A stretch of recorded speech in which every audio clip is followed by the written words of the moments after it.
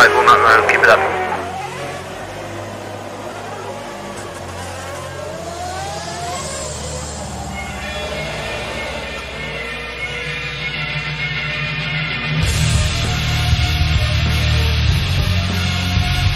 Whoa, wait!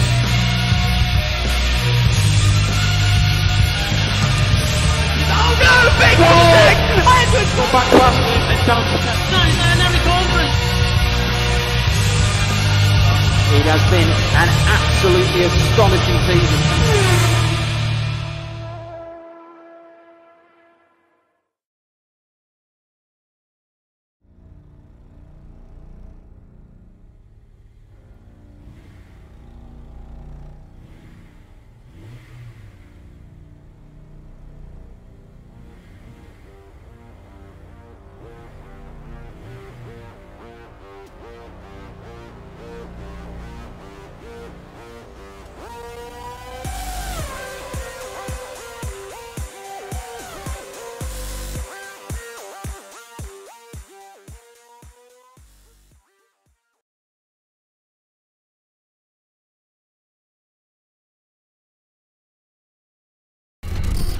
Hey man, I got that new TMX Thrustmaster wheel. It's going down. Xbox One? I can't wait to play when I get home. You'll let me play? Yeah, after I play first. You know, I'll race it for it. Well, I have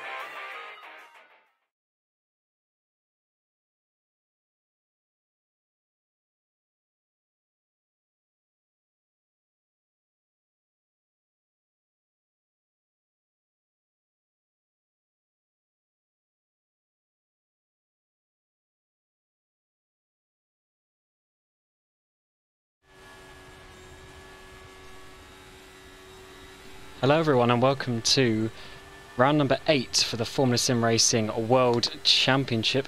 For the ACE Championship even, here today. We are already some minutes into qualifying right now, and we have Kian White currently on provisional pole position. He is he's moved up from pro and he's doing well. He's on another lap right now into the 1 minute 38s, which is pretty good. We didn't see any 38s in pro earlier, so this is going to be a nice session for him that he is now that he's moved up to ace. But yeah, we're here at Spa-Francorchamps today. I'm your commentator Cameron Rodger. And yeah, I just had a good race myself out in pro. I managed to win the pro race, so I'm sure I'll give you some nice insights into how to do well around this racetrack as we get through the session today.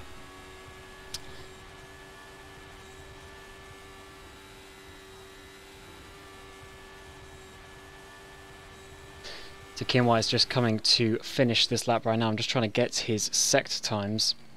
And he hasn't actually done a good lap, and he has actually just aborted it right now. And I can see that Robin Panzer was also coming on to a good lap, but it seems he has aborted it himself.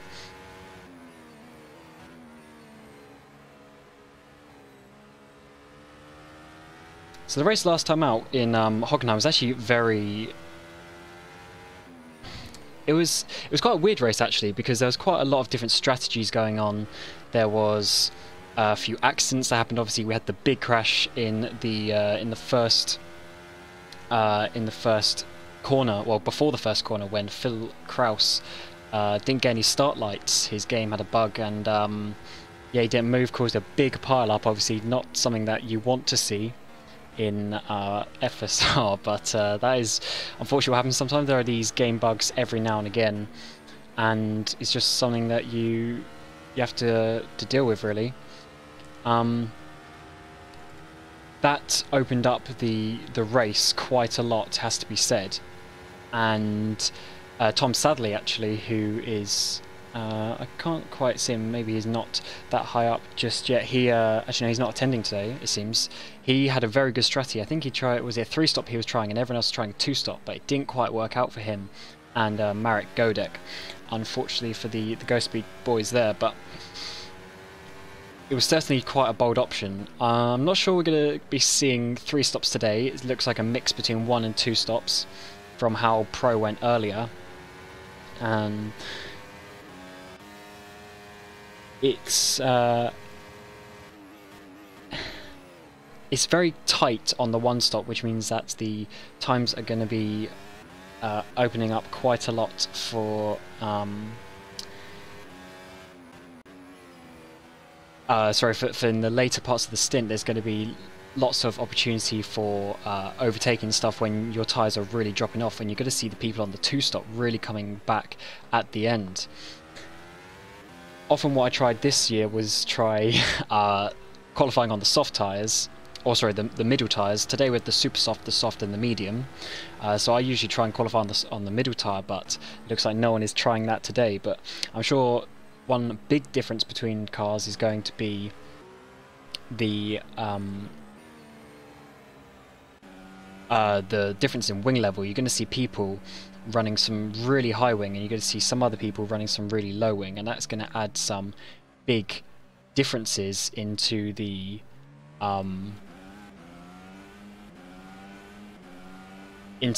way that they set these qualifying laps. One thing that was found was the lower the wing you go, to an extent you can get a bit quicker in qualifying, but then you start to lose. However, that reduction also is better in the race. So you've got to find that balance as to where you can still set quite a good quali lap. It seems that Luca in Pro, he went really high wings. He got pole position, it was really good, but it didn't quite work out for him in the race because his top speed was so low. And as we get into sort of warm-up, where you can have a further look at some people's top speeds, and even now, I mean, Danny Van Der Neet in second, he's got 344 kph, Chiappini 343, Lukaszek 343, but then you get Kian White, who is on provisional pole position, has got 348. So he's got about 4 or 5 kilometers more than anyone else that there is. Just watching Siravatsky here, he was doing some personal best, what he's going to come across the line and do. Oh, he's actually given up. So yeah, he obviously didn't like that lap, but we are now on to the final laps of the stint, and Robin Panzar is going purple in Sector 1. He's got some really low wings. He's got 354 kilometers in a straight line. That is certainly some very nice top speed there from Robin, and we will try and get a proper on board here. So yeah, he is coming through the middle sector now, coming through Puan, just downshift into 7th gear, then absolutely flat out through the second kink, back up to 8th gear. Now this is probably going to be down to 5th gear, maybe 4th here if he needs to. No, he keeps it in 5th. Coming around the chicane a little bit slow. He's obviously running some low wings, but he's going to gain this all the way back coming out this corner now. But no, he has ruined his opportunity for pole position there. He was half a second up in that first sector, but that is unfortunately it for Robin Panzar. So that is going to be him at least in 7th place where he is currently. And now we're on board with Danny Van Der Neet, who is coming through this middle sector right now, looking rather nice. Danny's actually had some good races recently, so hopefully he can have another good one today, starting from at least position 2, coming up to the famous Blanchimont corner. What's he getting? He's only getting not even barely 330 through here. So yeah, he is definitely running some high wing setup. Will it help him through the corners? That is the question. He was slightly down in the first, slightly up in the second compared to Kian White. But what can he? Oh no, and he's lost it out of the final corner. That is a shame for him. And I think Jeff Fournier is just finishing his lap as well. It seems all other people at the top have finished their laps. It's only really Jeff Fournier who can challenge at the top. Oh, he's completely missed the apex into, yeah, and that is it. So yeah, that is your grid for today's race. We have Kian White on pole, followed by Danny Vandeneet in the Nerex in second. Giordano Valeriano, championship leader, in P3. Then Wojciech Lukaszek in P4. Chiappini in P5. Fournier, who started from the back last time but doing good this race, in P6, then Robin Panzar P7, Godek P8, Van Egmond in P9, and Philip Kraus rounding out the top 10.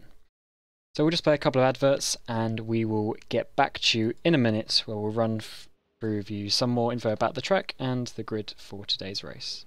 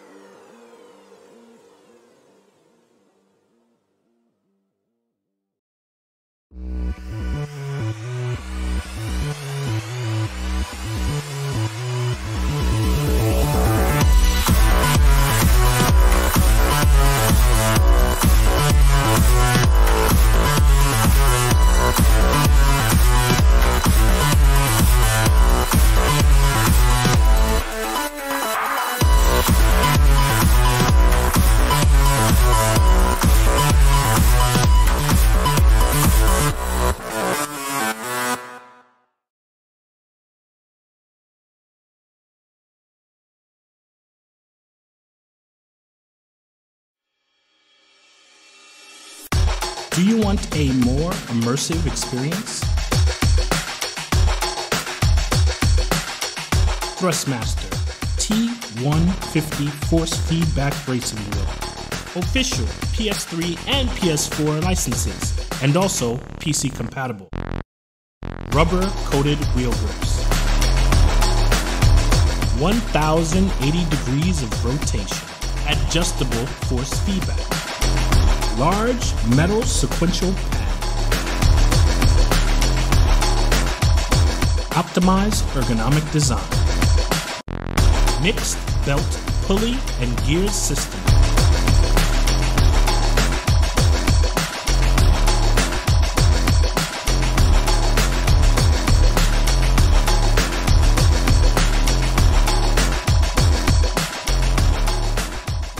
Thrustmaster. Enter into the real driving world.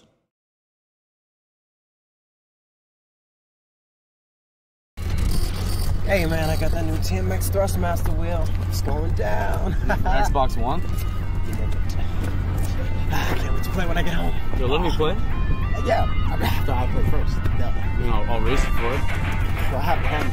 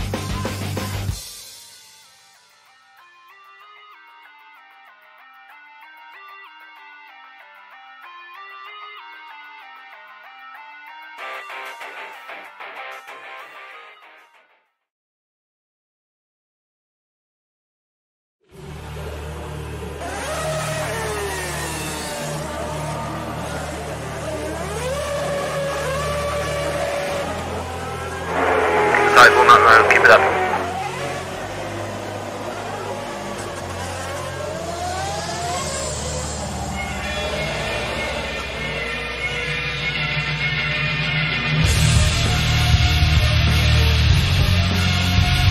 Whoa, great!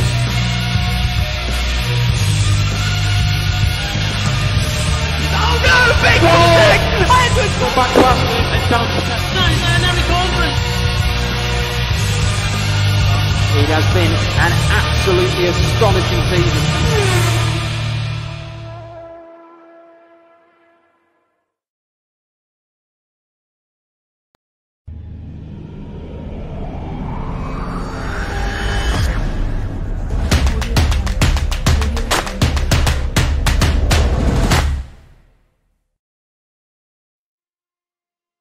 Hello and welcome back to round number 8 of the ACE Championship here from, round number 7 from the ACE Championship, Spa-Francorchamps. I'm now joined by Felix van Delft. Welcome.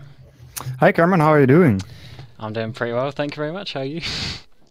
Yeah, I'm doing fine. Seeing qualifying just now, or seeing the results just now, looking pretty interesting once again. I mean, Kian, he's been dominating Pro the last races that he did there. And now starting from pole position, it's going to be interesting to see what he can do here. Perhaps in 2 races time, he's going to be forced to drive for the World Championship. I don't know. We'll have to see about that for Kian. But yeah,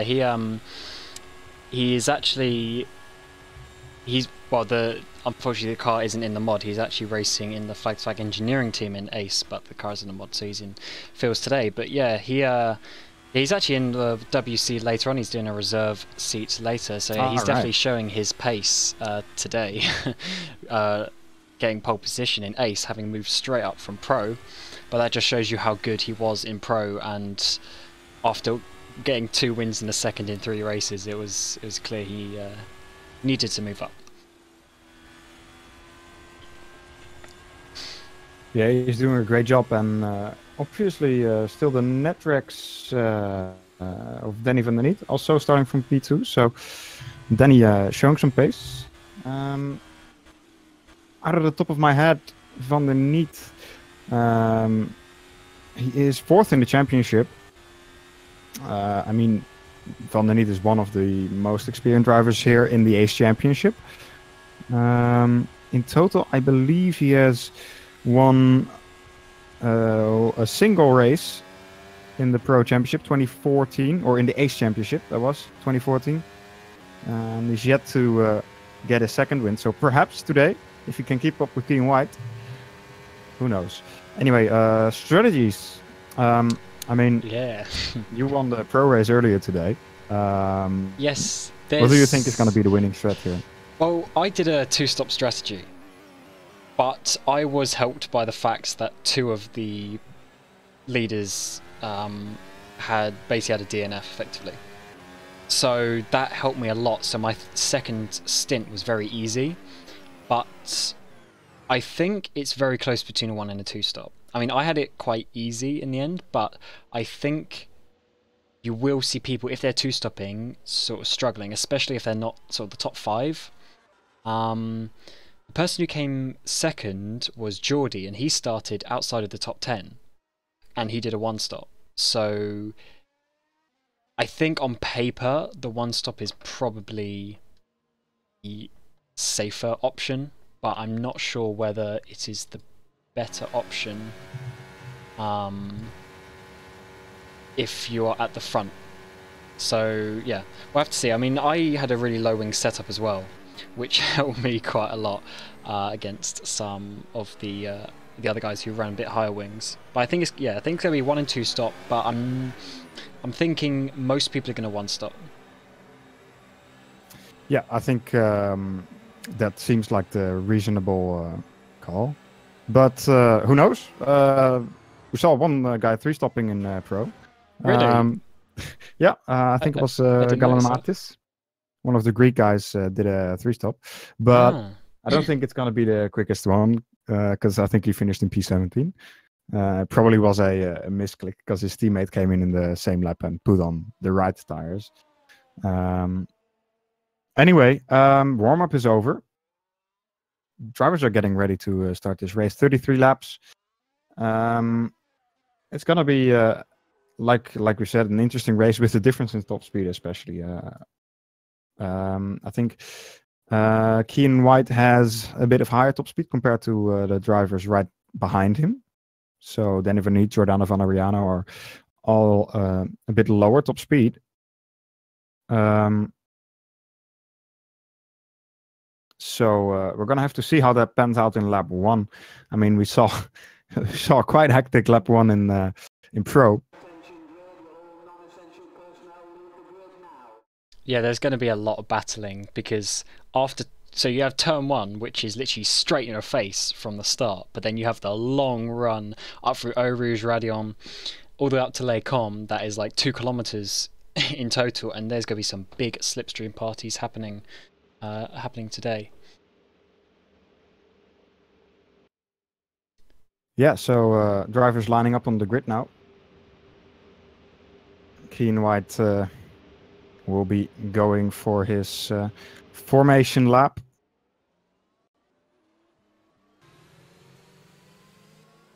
I wonder how he's feeling. Because he's won races in pro. He's won the last 2 in Silverstone and Hockenheim. But he's now moved to Ace, and even though he's obviously shown he's got the pace here, it's still that next step up. So we need to see how he's going to perform, how he's going to feel about being on pole position. But yeah, let's run you through your grid today. So we have Keen White, who is on pole position in his first ever race in Ace. We then have him followed by Danny Van Der Niet in Netrex, who is having a decent season himself. Then we have a championship leader, Giordano Valeriano. He hasn't had the best couple of races, but he gained so many points in the first 3 or 4 that he's still leading the championship. Then we have, following him, Wojciech Lukaszek from Ghost Speed.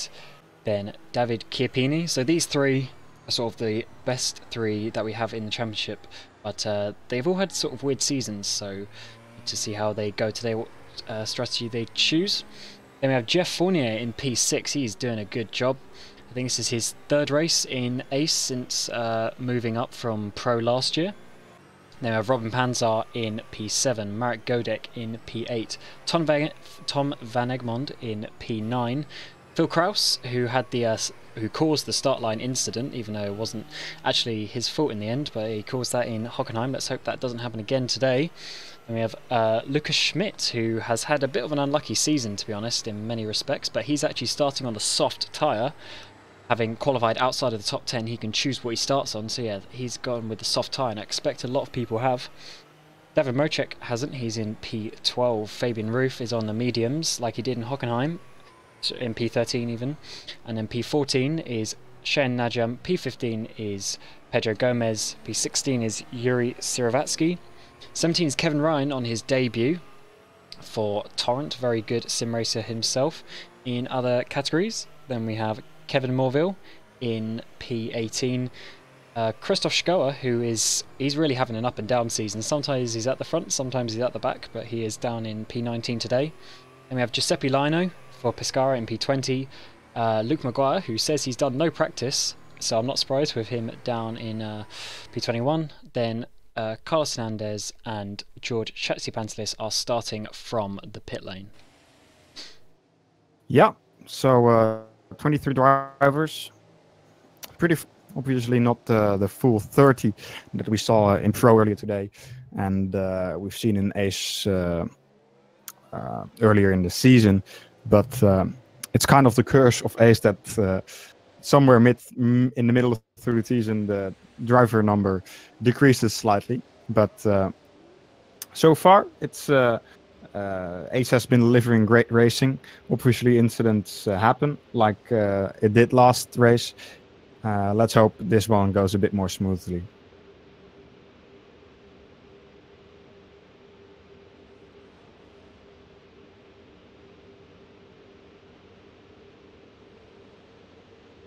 So yeah, I have quite a long wait for the lights here at Spa-Francorchamps, but these drivers will be just hoping their engines do not overheat, which hopefully they shouldn't have if they'd done a correct formation lap. It was quite a fairly quick formation lap in comparison to Pro, but here we go, the lights come on. We got 2, 3, 4, 5 red lights, and they are away. Oh, and someone didn't start. Who was that? It was the Netrex of Danny Van Der Neat. He didn't start. He has gone way down. Luckily there wasn't a huge crash there, but yeah, Kian has kept his lead there, and there's quite a few cars going through turn 1 side by side there, but oh, who's this? Jeff Fournier. He is side by side with someone, I can't see who that is, but he has lost a place, I think, and that is Ton van Egmond now, up a couple of places. But yeah, Danny Van Der Neat really didn't have a good start there. He's way down, and Ton is going past many cars right now. Let's see what the leader's doing. No, Giordano Valeriano is miles behind.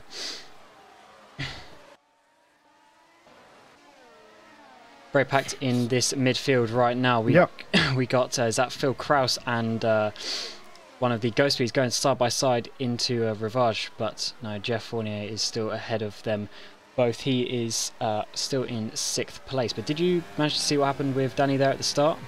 I think honestly it's the same thing like we had last race, because after analyzing what happened last race, we noticed that the driver that had the issue with the starting lights immediately got moved to lap 2. If I look at Danny Van Der Neat, the game says he is in lap 2. However, right now he says he's in lap 1 again. So perhaps when he finished the first sector, it switched again. So I don't know if it was the same bug that we had last race, but it's unfortunate for Danny. He's down in P14 now after perhaps being able to get a podium. It's interesting, actually. Oh, Jeff Fournier in the background there is going past someone. Who is that? That must be Phil Kraus. Yep. So that is actually Phil up to 6th place, Jeff down to 7th. But it's interesting that it was the... and who is this one? The Ghost Speeds going down the inside as well. So Jeff has not had a good lap right there. But interesting, 2nd place. I wonder if there is a bug within the game within 2nd place, but we will have to investigate that later. Jeff Fournier is now going right up the back of Marek Godek. He's got a nice nice message on the back of his rear wing, but yeah, he's gone straight past there. The slipstream being very powerful. And, wow, one of the ACRs came past completely on the other side of the camera that I was looking at. So yeah, Schmidt has gone straight past them both. Good start from him. Yeah, Lucas Schmidt just taking both of the cars of Jeffrey Fournier and Marek Godek. around the inside of the Camel Straight, just had more top speed, probably used a bit more fuel, had the DRS, or no, sorry, didn't have DRS. It's not lap 3 yet, but just had the slipstream and managed to get past both of them cleanly as well.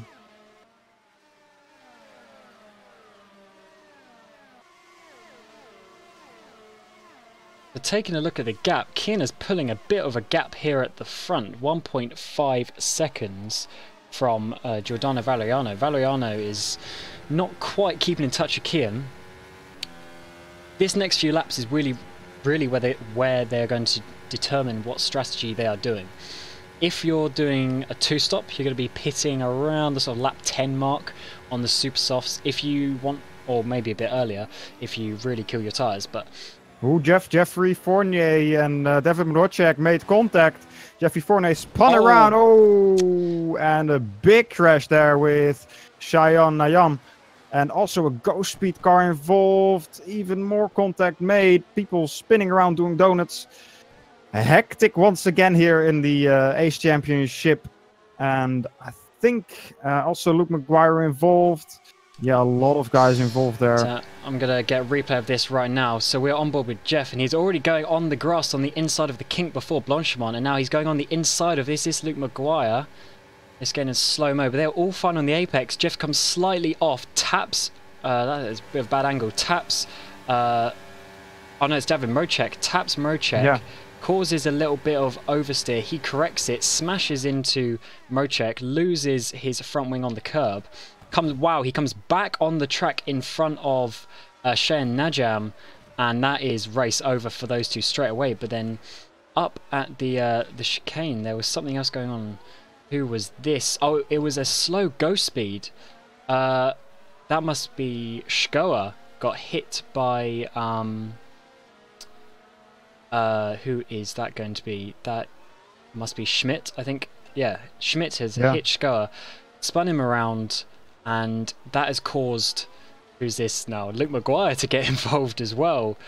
And that is just a really messy few laps there, unfortunately, for those drivers. Yep. Indeed. Yeah, David Mrocek got out of that fairly cleanly. He was involved with the initial cause of the incident, but I believe he didn't lose any positions because of it. Oh, who is that? Oh, that's right. And Kevin Morville battling for P14 at the moment. Lukaczek losing out there, and now he's got to watch out for the driver behind him as well. It's so... Oh, sorry, I thought Kevin went deep there, but... not even Kevin, it was Siravaski, I think, went deep there, but no. Yeah, not the best first couple of laps here. There's some drivers just being a little bit too eager in some respects, and wow, Lukaczek has really had to get out the throttle there. This Neosoft car has way higher wings than what Lukaczek does. Maybe there's some fuel mixtures involved there as well. That was a huge speed difference coming up through Eau Rouge. Lukaczek had to back out of that. Yeah, definitely. Marek Godek is starting to put some pressure onto Lucas Schmidt as well, battling for P8. And the same goes for Phil Kraus and Robin Pansar. Robin Pansar had some connection issues, some computer issues earlier in the season. Because of that, he had to miss last race.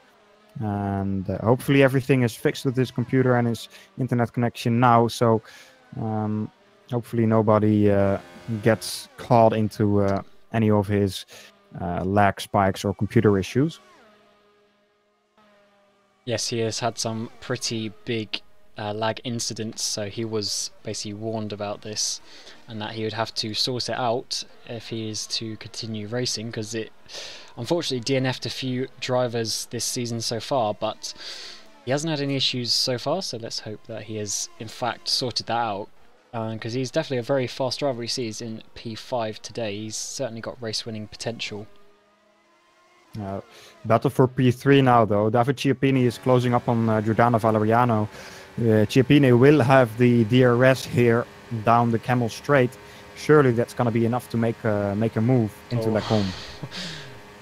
Valeriano was must be using some fuel mixture there, because he was really keeping up, even though Chiappini was getting towards 340 kilometers an hour. So that is some pretty good defending. If I remember rightly from what I was saying in qualifying, these guys have got a slightly higher wing setup, so their top speeds will be a bit down towards some others. So they're going to have to use the fuel mixtures a lot more to try and keep ahead in the slipstream.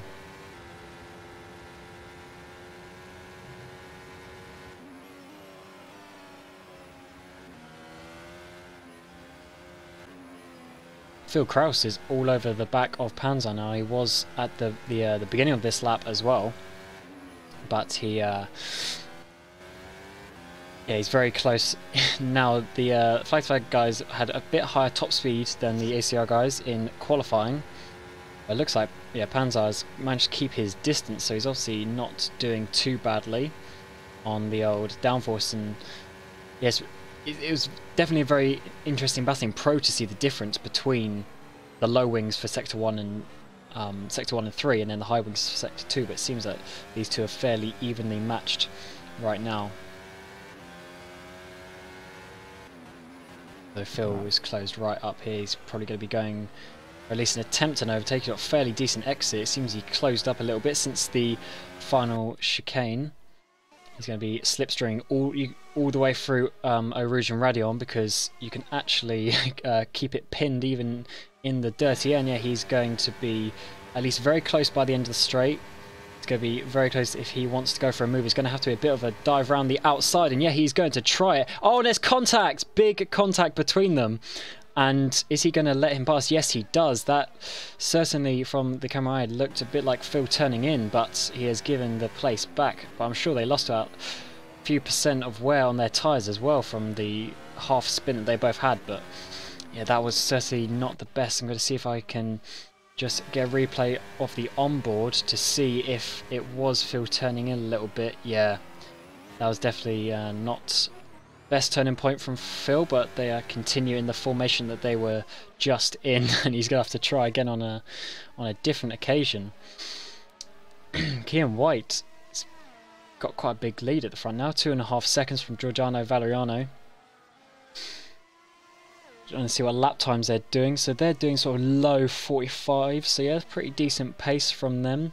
Not amazing, but still pretty good nevertheless. Obviously this is the point of the stint where the tyres will start losing that tiny bit of grip here and there, and you can't quite do the same lap time, especially if you're going for a two-stop and you're pushing.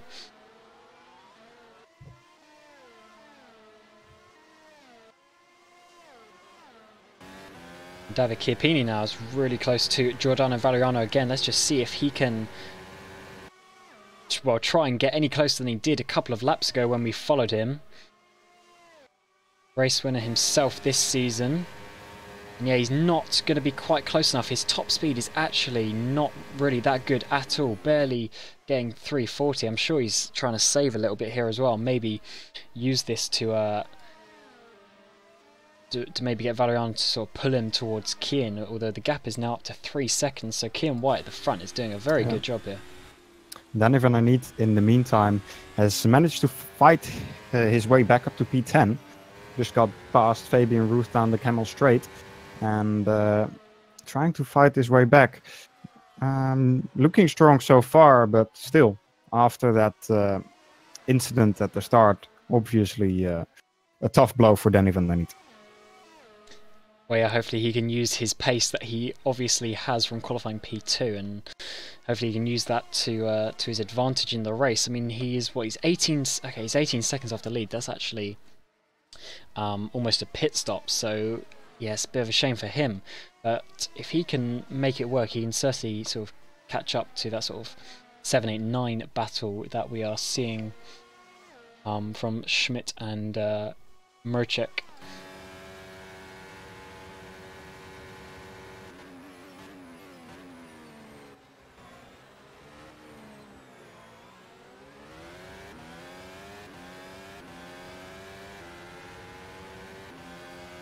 Chiappini, will he be able to make the move stick this time around?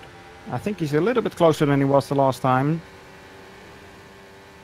Now, if he gets a good run through a Rouge Radillon, might be able to do something here. Opening up the DRS. Probably using a bit more boost. Valeriano goes for the defensive line, but Chiappini already passed before the turning point of Lecombe. And up to P2 he goes. Yeah, these two have had some interesting seasons, but I don't think we've actually seen them really battle on track much, if I remember rightly. Because Chiappini had some not so good races when Valeriano was winning, and then Valeriano had some not so good races when Chiappini got some race wins. Yeah. So this is, I think, the first time they're actually battling on track, but it seems like Chiappini's got the upper hand this moment. And has that gap come down to Kian White? It has. It's down to 2.5 seconds, so it was nearer 3 seconds. I mean, it is fluctuating a little bit regarding what sector and what sector each driver is. Lukacek in the pit. Out of the race. Had an accident somewhere. Exit of No Name Corner. Let's get on board with him. Coming round Ravage into the corner of No Name. He has gone. Oh wow! Too much on the curb. Yeah, too much on the curb, and that is unfortunately it. Which is weird, because usually you can run right out onto the Astro, but that is well, yeah, that has not finished well for him. He's actually lost a wheel there, and that is Lukacek out of the race, unfortunately for him.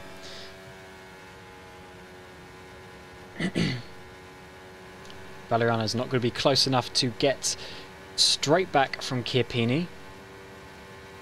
So he's going to have to think about something else that he can do, whether it's on strategy, or if he wants to just sort of sit behind and save fuel for a few laps. The one thing about this year's mod for Formula Sim Racing is there's quite a lot of slipstream.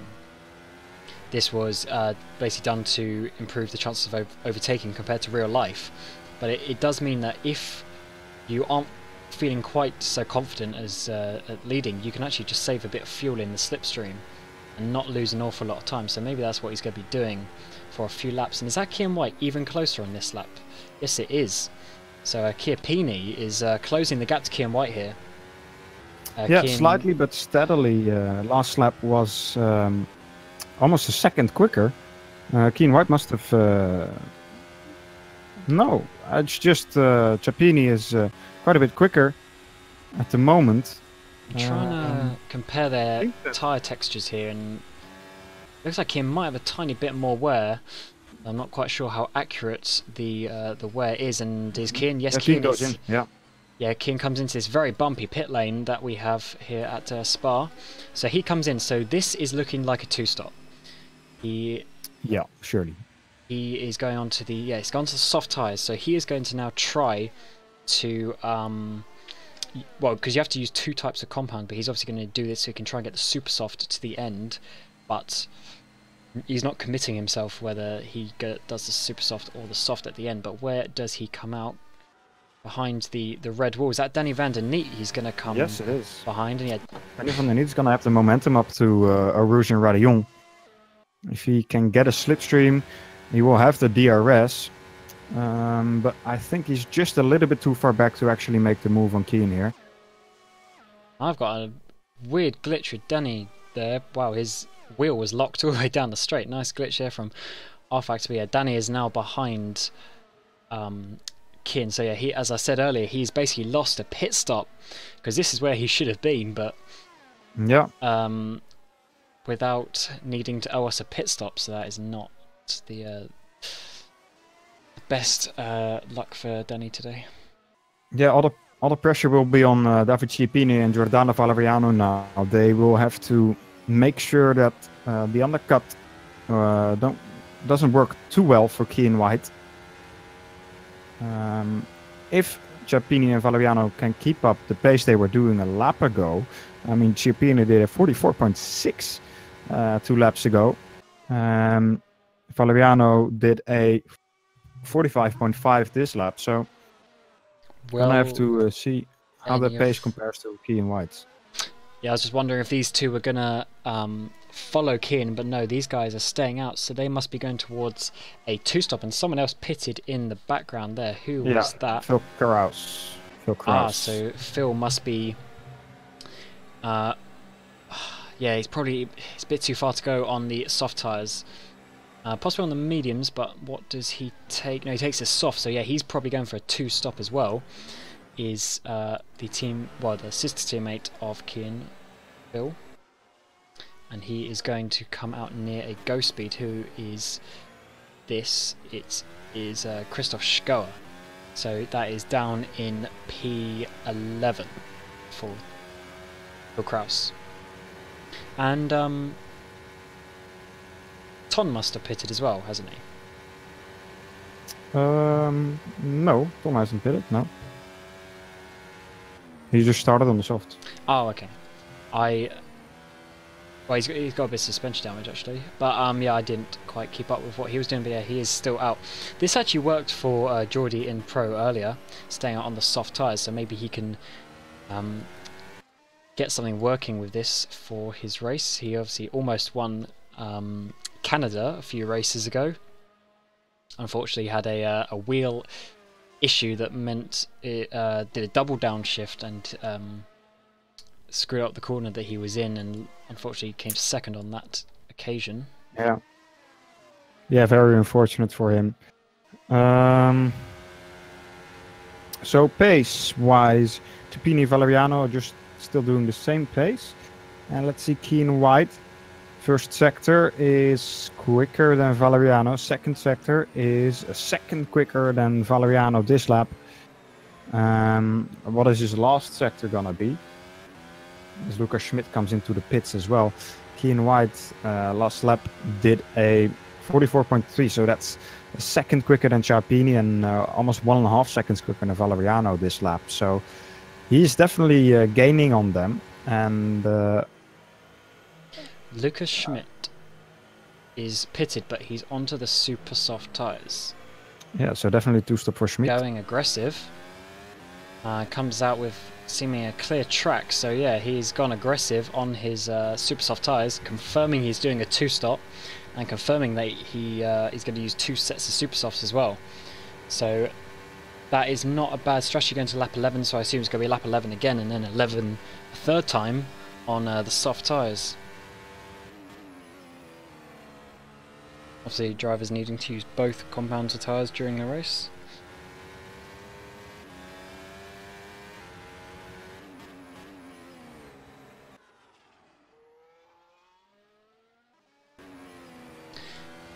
Ciarpini's checked out a bit at the front here. Valeriano is not quite keeping up. There's about 2 seconds between them. As the tyres wear, you do start to lose a lot of time. So I wonder if Valeriano is just struggling with wear a bit. I mean, he's only going to be going possibly 3 more laps if he is doing a one-stop. But oh, as I said, he's coming in. Oh, this is a bit early. It's not. Actually, yeah, this is a bit early for a one-stop. 12 laps. Yeah. Well, he's going to have, what's that, 21 to the finish on a set of softs. If he takes mediums, perhaps he can do that. Otherwise, he would have to take super softs. Yeah, he's taking mediums. Yeah. So, yeah. So could work. Could work, yes. It's going to be interesting to see how that pans out. Where is Fabian Ruth? P7, right next to him. He is on the medium tyres and he hasn't made a stop yet. He's obviously trying to one-stop himself. He's gone round the outside into the first part of Rouge there, and now he is battling one of the Netrex sees. I think it's Danny Van Neet's going straight past on the inside. And yeah, Fabian Ruth did a really, really good job last time out on the medium tyres. He stayed out really long. Yep. And I think he did double super soft at the end, if I remember. Probably only going to be a one-stop here for him on the mediums today, but he's certainly very Valeriano. Good. Ran into the back of Danny Van Neet there in the Rivage. Doesn't want to lose any time behind some slower traffic, obviously. And who is that behind him now? Is that Phil Kraus has caught up to Valeriano? He was a few seconds behind before the pit stops and whatnot, but Phil's obviously got to make an extra pit stop compared to Valeriano, but Valeriano is going to the end, so Phil needs to make up some 20 seconds that it takes to make a pit stop in the last 20 laps of this race. So he needs to get past right now, which is looking like he might do. It might be 3 wide coming into Blanchimont. This is what you want to see. Are they actually going to make it 3 wide? No, just 2 wide between Van der Neet. And Van der Neet's gone off into the gravel. And Ton almost misses him in the background. Again, 4 cars here going into the final chicane. And Phil manages to get past as well. And Danny makes... into the pits as well. Yeah, Danny makes a pit stop. So let's have a look who someone else is in the pits as well. Who is that? That is Robin Panzer. So where is Chiappini? So Chiappini is here. He is ahead of Fabian for Roof. sure. Yeah, he's ahead of Fabian Roof. So that didn't quite work out for Valeriano. He's lost some time here. Probably about 2-3 seconds total in the pit stop phase, unfortunately. So he's going to have to try and make that back on track. But yeah, he lost... Oh, actually, wait, Chiappini was on the soft. He's on the soft, yes. Okay, so still a little bit far to go to for the soft tyres on that one, but it is just about doable if you can make your tyres last. If he manages them, I think it will be possible. He's got clean air now, so I guess it would be possible, but we will have to see how he can manage his tyres. And David Mocek, after the incident with Jeff Fournier, is actually now leading the race. Obviously, he needs to make pit stop, and yeah, again, a bit of understeer there coming into the third sector, so I wouldn't be surprised if he makes a pit stop. We're already on to lap 14, so this is sort of where the proper pit window for the super soft tyres is. And wow, I wasn't actually looking at the track camera, and now this is Kian White now going for the lead around the outside into the final corner, but is Mocek pitting? Yes, he is anyway. And that is Kian White now back into the lead of the race. And Chiappini back into P2. Let's see what tyres Mocek takes coming in to the pit box. I would assume the soft tyres. Yes, it is. So here he is going for a nice, simple one-stop strategy.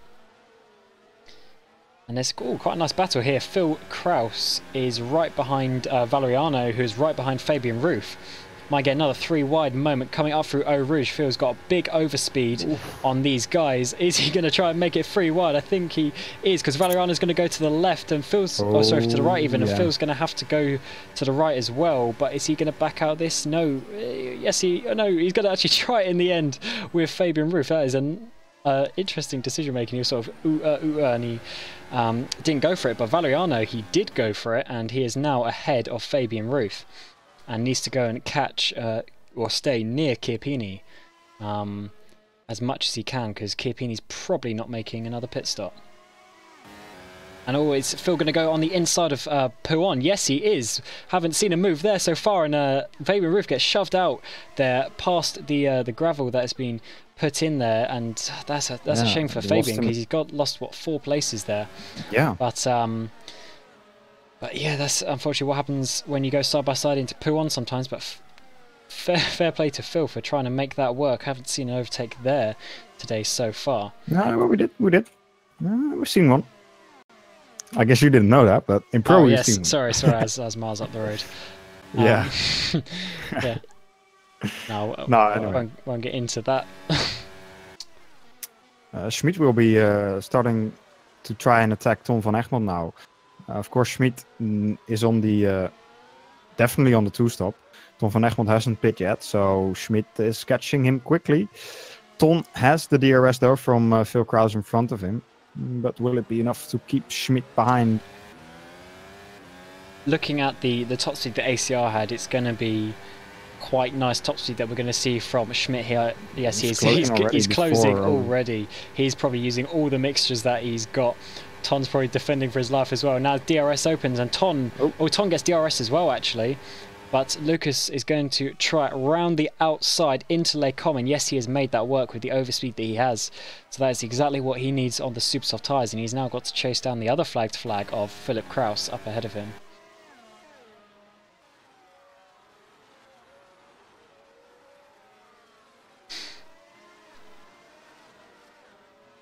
I'm just going to grab the ACE Championship to see where Lucas Schmidt is. Yeah, Lucas Schmidt is 3rd in the Championship. He is 24 points behind Giordano Valeriano, who is leading from Chiappini by 13 points, but Schmidt is some 24 points behind. So yeah, he really needs to get some points today, but Valeriano is obviously doing a fairly good race himself up into P3, so Schmidt is not out of this championship just yet. There's obviously 5 races to go after this race, so he's got plenty of time. He just needs to try and get some good results. He had some bad luck through a couple of the races this season, and if he can cut that out, he's definitely within a chance of this championship still.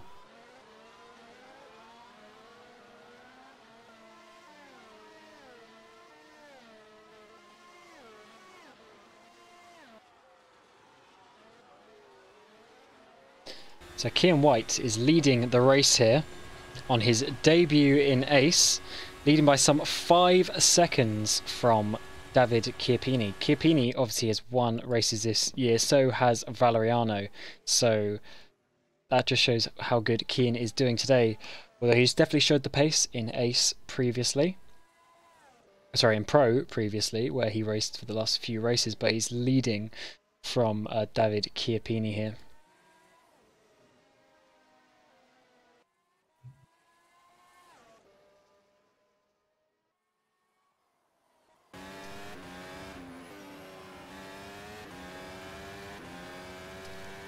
Philip Kraus as well, not having had the best start to his ACE career in Silverstone. He got punted off by, I think it was one of the ACR cars into Brooklands, and then last race obviously had the unfortunate start line glitch, so that's hampered his chances, but he's definitely shown some pace, qualifying in the I think the top 5 every race that he's done so far, and he's up into P4 as well, so definitely the 2 newcomers to Flag to Flag showing they've got some pace in this league. And talking about the start line glitch, it seems that Danny also had the bug, so that is something that is going to need to be investigated in the coming weeks for the future, see if there's anything that can be done about it. But unfortunately that is what happens in sim racing. Sometimes you get the odd bugs here and there that need to be sorted. But Phil is now very, very, very close to Valeriano, almost hitting him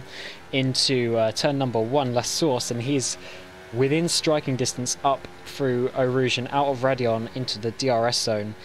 Keeps absolutely pinned, even though he's got some dirty air, and he is gaining and gaining and gaining. This is crucial for his race because he needs to make an extra pit stop than Valeriano, and that is a nice simple overtake for the United States driver. Yeah, clean move, straightforward. Valeriano also not defending too hard. He knows that he's on a different strategy. Valeriano just focusing on his own strategy, making sure he can make his medium tires last to the end of the race, and just getting the laps in.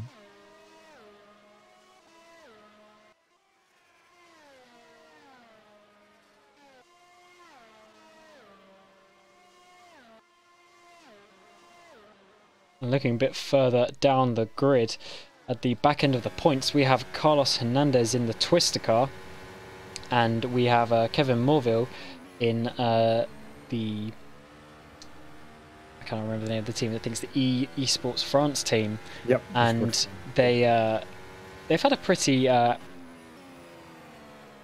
average season so far, but he's definitely got some points along the way, showing that he can also get some points here. And debutant Kevin Ryan for Torrent is just outside of the points in P17. Unfortunately for him, he's some way off the points. He's about 10 seconds off the points, but that is certainly doable. And we only have 18 drivers running here, with some unfortunate DNFs, including Cheyenne Najam, Jeff Fournier, Luke Jek, Chatsi Pantelis, and Luke Maguire.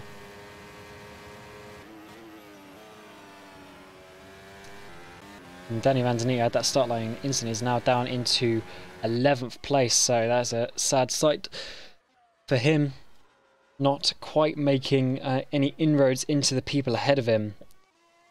Probably a bit disappointed with how it happened. Actually, has he got some suspension damage? Let's have a look on the straight and cockpit cam.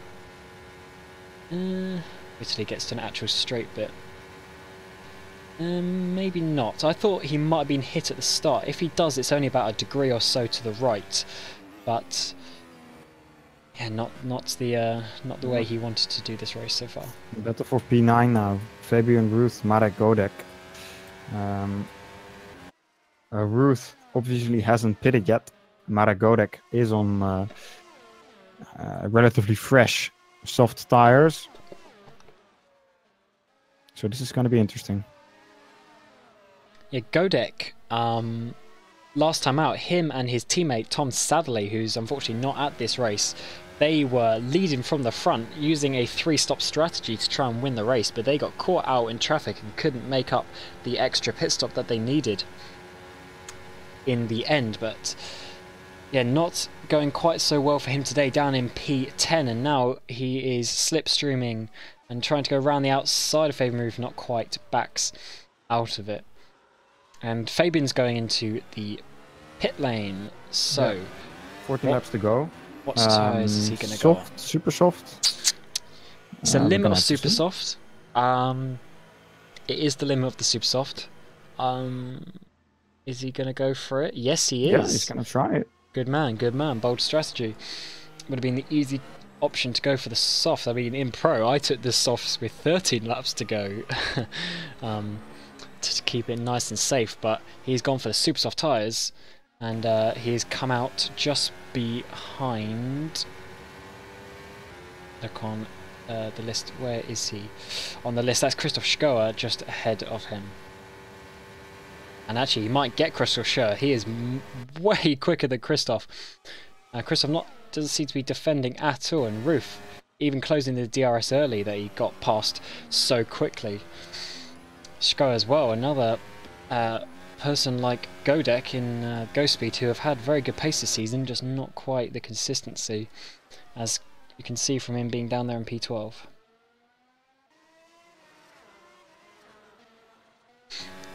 David Chiappini now has a gap of some 6 seconds to Kian White. This is not... it's not quite enough. I think for Kian's 2-stop strategy. Pit stop takes about 20 seconds, give or take. That will put him down behind Ton van Egmond right now, and he would have to overtake 6 cars to get the lead back, while being probably about a second, well, more than a second lap quicker to make the time back. So this may not actually be working out for Kian, despite the lead that he's having right now. Yeah, if Chiappini keeps up this pace he has right now and doesn't stop again, it's going to be difficult for Kian, because he's going to have to gain 15 seconds if you take into account that the pit stop loss is roughly 20 seconds. And there's only 13 laps remaining if he pits now, or 12 laps remaining if he pits now. So... it's going to be difficult. Even to Valeriano, that's already 10 seconds. So he's going to have to gain a second a lap. What is the pace of Chiappini? At the moment, he's 44.7. Okay. 45.6. So... that is... oh, wait, no, that's the wrong one. But 44.7, 44.6, 44.8, 44.7. So the that's door roughly the same. is open there for Kian. Regarding that time, Kian, if he's coming onto the super soft tyres, he's probably going to be in the 42s, 43s all the time. So that is over a second a lap quicker, which is what he's going to need. But he continues now. True. Onto another lap. So this is going onto lap 22. So 11 laps to go. I would assume he's going to pit. 12. This, oh yeah, sorry, 12 including this one, yes. I'm assuming he's going to pit possibly at the end of this lap or next lap, because you still want to, you don't want to pit too late that you can't use all of your advantage on the softer tyres. You want to pit bang on the lap where you know you can get to the end without losing pace. Now Lucas Schmidt went for his final stop. Super soft will be again. rejoining. Yeah, super soft. Wait. Oh, he must have started on this. Oh, yeah, sorry, he started on the Yeah, soft started on tyres. soft, yeah. Now, I missed that because he must have pits still fairly early on that first stop. So I momentarily forgot. So, yes, he has done a 2-stop strategy. He's now onto his second set of the super soft compound, having used the softs at the beginning. And I remember now on the formation lap saying he was the first driver on this soft tyres on the alternate strategy, and he's now in P9. So once the leader pits, he's going to be only about sort of 10 or so seconds off the lead. So not bad starting from down in P10.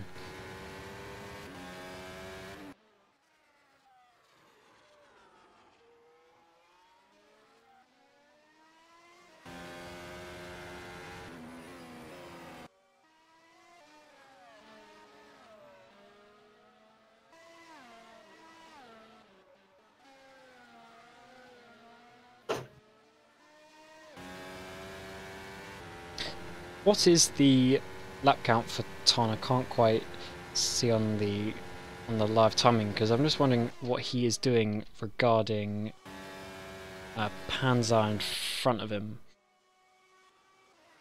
Whether they are going to make another pit stop for the super softs. Yes, Ton comes in now, as I was considering. Wow, yeah, very bumpy pit entry there. Wow, Ton almost winning it. Let's just get the live time up. See.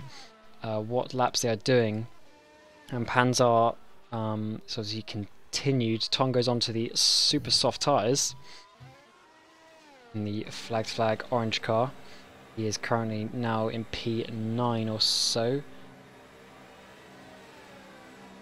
and he's got a couple of cars in here going past him now, and yes, Danny van der Nee and Fabian Roof coming past him. Yeah. So he's going to have to dirty air from those two guys in front of him, unless he can get past perhaps both of them, maybe at least one of them here. Both these drivers are going to the end, so he needs to get past. And as you say, yeah, Fabian goes past, and Ton actually comes down the inside of Danny. Can he try and get Fabian as well? No, he can't. Decides to go the safe route. Obviously, you want to get past this guy as quickly as possible, but still, you have to make it to the end of the race. So with 11 laps to go, he's not risking everything for one position. Yeah, he will know the situation about all these guys around him going to the end of the race, so he just needs to use his grip advantage that he has from having newer tyres. He needs to use that advantage over a certain amount of laps, not just go all out at once. Leaders into the pits. Keen White will be going to the super softs now. Ciappini, Valeriano both passed him. Now let's see Panzer. That will be close with Panzer, I think. Actually won't be. With Rodger, it might be close. Yeah, Panzer is going to be out in the lead. And here is Kian. So Kian is now down into 4th place. We'll see when they get to the end of Sector 1, but he's going to be roughly 14 seconds off the lead. So this is a big, big ask. Yeah. But if he can get into the 42s and low 43s solidly for the whole stint, still going to be difficult, though. It's going to be possible, but this is... It's a lot to ask. It is a lot to ask. He is going to need to push those tyres very hard, so hopefully he doesn't cook them. 10 laps to go, lower fuel of course than compared to the first stint where he only did 9 laps. So you would say 10 laps would be possible with roughly 80, 90 or what is it, 70 liters less fuel? Yeah, about 70 liters, yeah.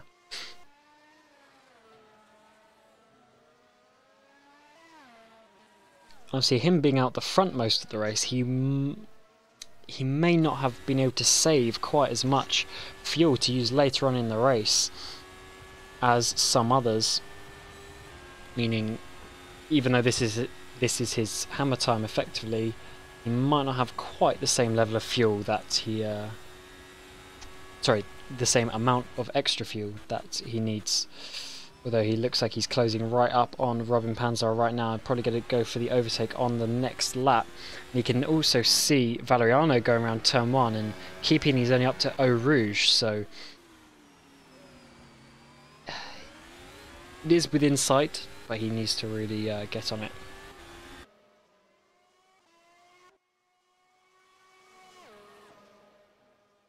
And actually he might even go for it on this straight, looking at the speed advantage he has, and yes, he is going to be going straight past Robin Panzer here. Panzer is trying with his really low wings he had, but Keane's going to try and go around the outside, and yes, he has made that work. Didn't work for his teammate a few laps ago, made contact into Les Combes, but that is Keane straight past, losing minimal time, and that is good for his race. His tyres already have a tiny bit of wear shown on them, so hopefully he's not absolutely destroying those tyres, because he obviously needs to get in a position to overtake the people ahead, but that is him now up into P3. And I think it's now confirmed that everyone ahead of him, being Valeriano and Chiappini, is going to the end on these tyres. So yep, he has just over 11 seconds in 8 laps. So he can probably get Valeriano, but Chiappini's going to be a bit of an ask.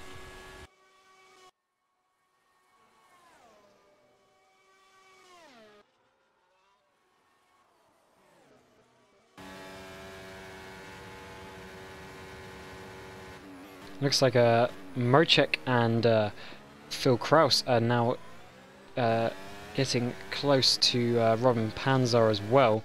Panzer obviously not having the best pace, being out on those soft tyres a bit longer. But it does seem visually they are a bit closer than they were before, but I don't think Phil's quite close enough yet. Let's go out the live timing and see what sort of pace Kian is doing. I assume I'm going to see purples, and yes, last lap was a purple, a 42.6. And Marek Godek has actually got a purple middle sector down in P11, so he is pushing himself on his tyres. He's on the super soft, assume going to the end as well from now.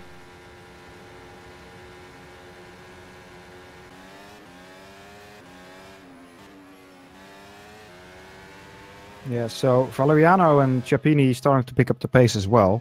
I mean, last lap 44.6, 44.8.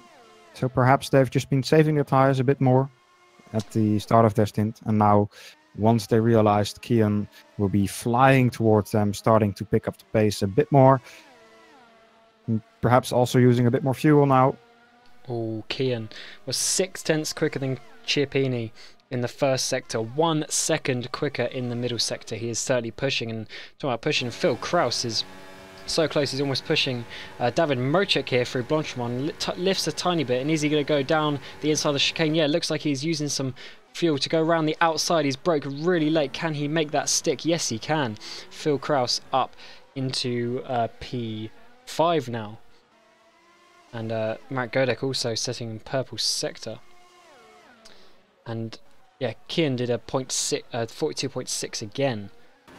So he is absolutely motoring towards Valeriano. You can actually see Valeriano quite easily now in the distance.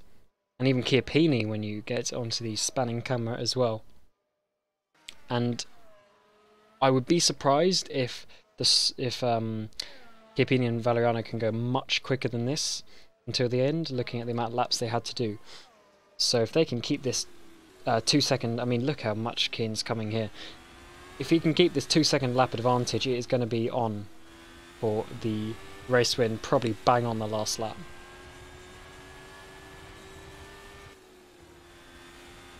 Just a lift off there in Pouon. Very nice from Kian, doing some almost quali laps right now.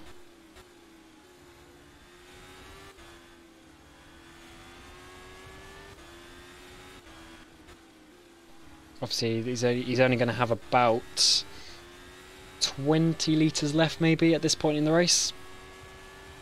So almost onto quali fuel, onto the quali tyre as well. What has he done this lap? Half a second quicker in the first sector and a second in the middle sector. So yes, he is certainly going to be able to get there.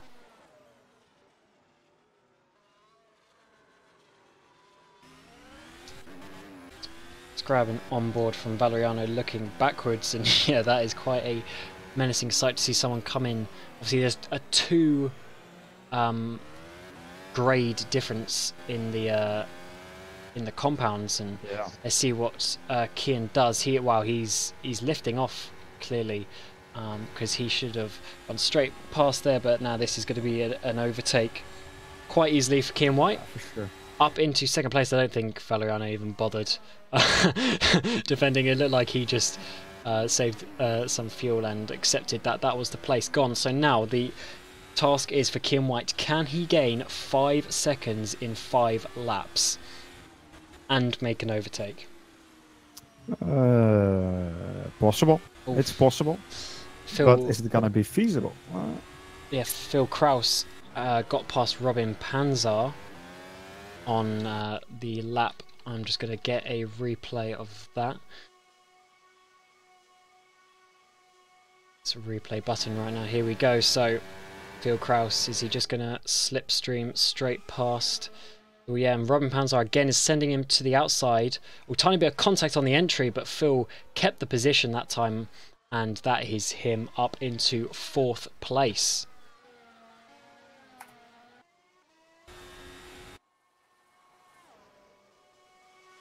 And wow, Kian has already gapped Valeriano by some 2 seconds. And on the live timing, let's have a look. Yes, almost a second quicker in the first sector, but only 3/10 in the middle sector. So maybe Kian is pushing a little bit too much. Hopefully his tyres can keep him within track, but he's now 4.5 seconds behind the lead of David Chiappini.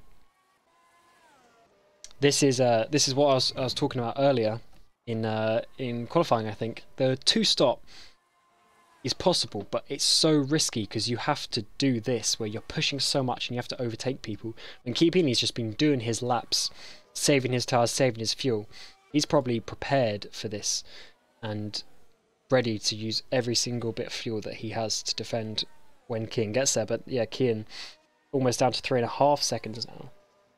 It took another 6/10 in the first sector.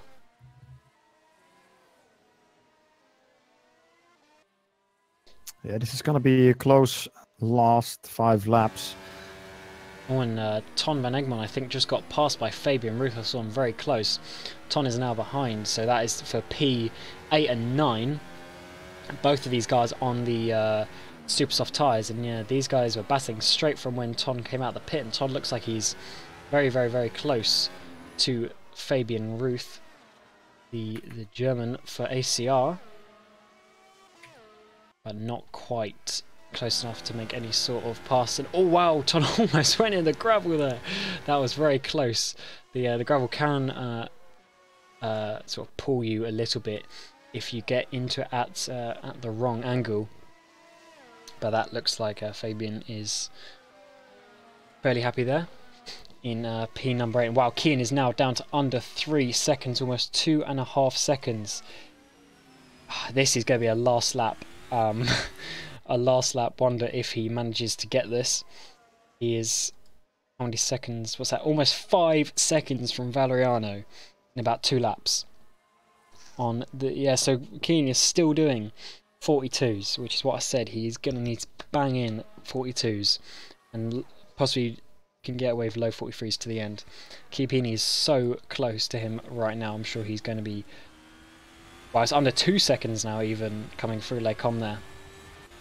So he's definitely going to catch him, but can he pass him? We saw Chiappini had really, really high wings, and even with DRS slips you could barely get 340. So we'll need to remember that number for when Kian is slipstreaming him in a few straights time. Still only lifting off into P1, no sort of downshift. Doing very well to use all of the speed that he has.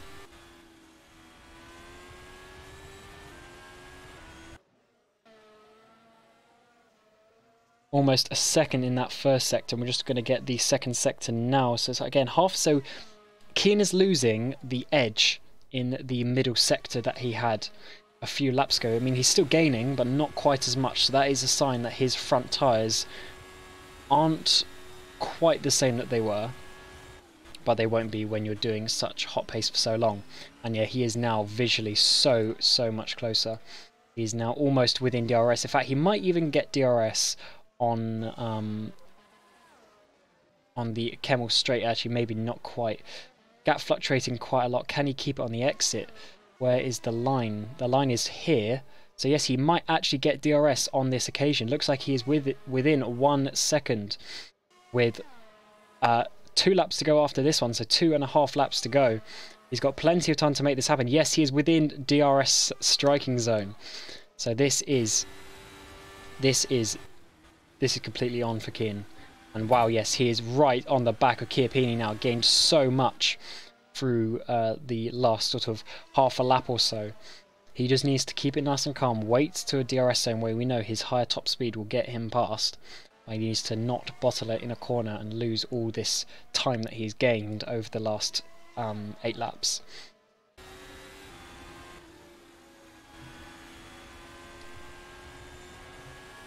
There's actually a back marker ahead. One of the Neosoft cars, but it's not quite close enough to impede Chiappini. So he's going a nice straight fight up through Blanchimont, if Kian wants to choose that as an overtaking opportunity. But that seems he's a little bit too far back for this straight. But he's only half a second behind. What is his top speed coming through Blanchimont? 225 on the entry, and look at this overspeed he's got on the exit. Is he going to try around the outside? No, he's just positioning his car to get Chiappini to take an interesting line. He's going to get DRS on this straight as well, but is not quite long enough to really make an overtake. It's more just positioning yourself. So, coming through La Source, 2 laps to go here in Spa. Can Kian make this 2-stop strategy work? He's definitely within striking distance. Oh yes, he is. Wow, he's got so much more speed than Chiappini. He's going to need to use everything that he's got. Has Chiappini got DRS? No, he hasn't. Chiappini's actually going to block him in here with the backmarker, but no, Kian has gone absolutely straight past. That is the lead. Wow, the backmarker almost got in the way of Kian there, but that is Kian into the lead of the race. He has managed to gain back some 14 seconds since he made his pit stop and get the lead of the race here in Spa. But with 2 laps to go, has he used up too much of his tyres? Can he keep it on the track? Almost not coming through the corner with no name. And also, can he also keep it out of the gravel in Pouhon? Yes, he can. So this is looking good for Kian. He's got 1.5 laps to go on his debut in Ace to get a victory here. We said the 2-stop strategy was a bit of a risk, but he's taken it and it has worked for him so far. Yeah. Yeah, I think the only thing that he needs to make sure is that his tires are well enough now to go to the end of these last 2 laps. Chiappini! He's coming right back in the slipstream. Holy! He's obviously using all this fuel that I said, and Kian just needs to hold the inside line here. Try and defend as well as he can. And oh yes, he managed to keep sort of the middle of the track. But coming onto the final lap of the race, we still do not know who's going to win this race. So we are onto the final lap. Chiappini has got the slipstream. He has got the DRS down into La Source, but he's going to wait. Oh wow, he's going to be very close. Kian is going to need to try and get a good exit. He's got a better exit. Does he have the fuel to defend from Chiappini? Chiappini's already race winner this season. Kian on his debut. Oh wow, Kian is still managed to be miles away. This is going to be interesting.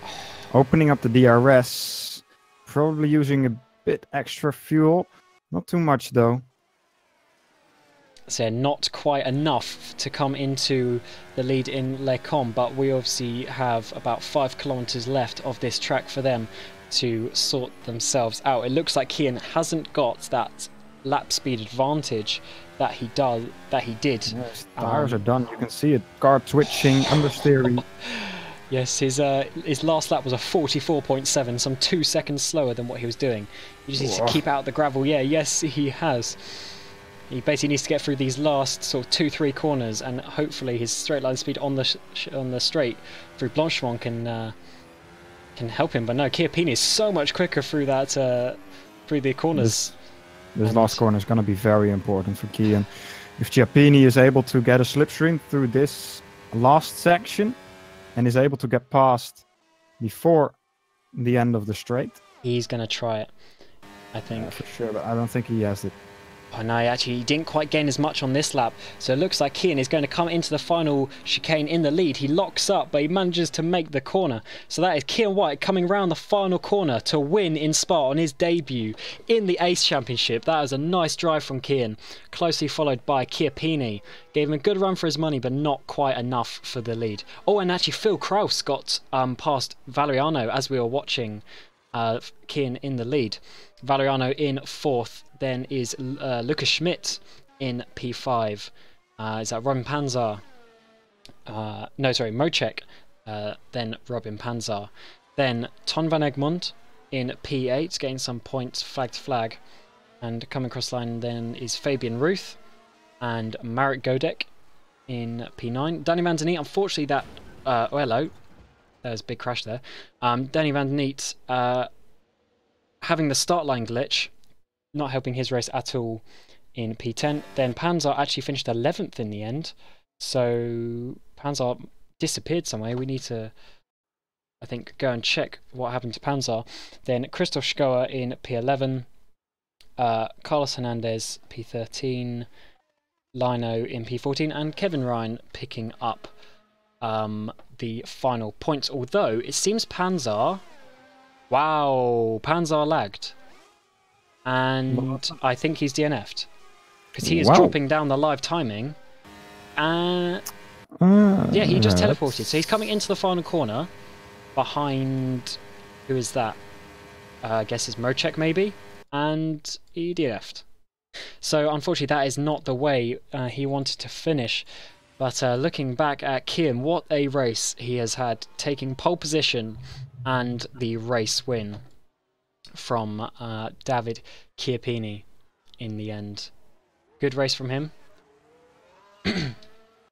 So yes, looking at the championship as well, Chiappini's going to gain a fair amount. Well, quite, sort of like 5-10 points. So the championship is going to be right close together, going into Monza in 4 weeks' time.